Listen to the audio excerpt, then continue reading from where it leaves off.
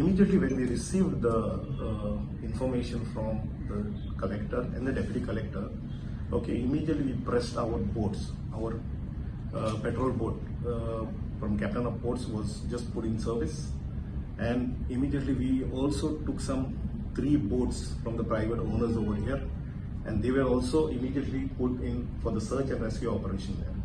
They did their level best, but you know, it was unfortunate that we were unable to locate. Even the divers, I think, we have brought.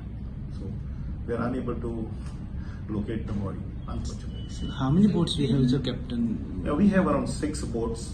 Okay. Also, we have got small dinghies, around 6 dinghies, plus another 4 are on order. Small dinghies that can do any rescue operations, you know, with low free water. So last night till what time the operation was still on? Yeah, the operation was on till around 10:30. Because some of the boats, our boat was still over there, but the other 3 boats were, 2 boats were out at around 9:30. Today morning also Today morning also the search is still on. as of now it's on. As of now also is on. So after the incident, you will be doing any patrolling work, because such incident many times happen here. Some people will do suicide. Yeah, patrolling is always on. Okay, but you know, the suicide, you know, what are taken from the bridge, you know.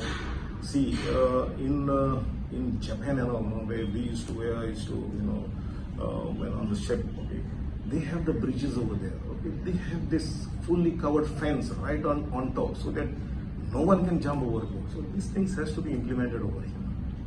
Okay, so this, because this will avoid all this suicide thing. No one will come here with some Yes, because this in you go to for any foreigner, everything bridge is covered with a fence, you know, netting fence. So you will be suggesting to the minister also on this, because this Yes, is you know, safety of the Goans.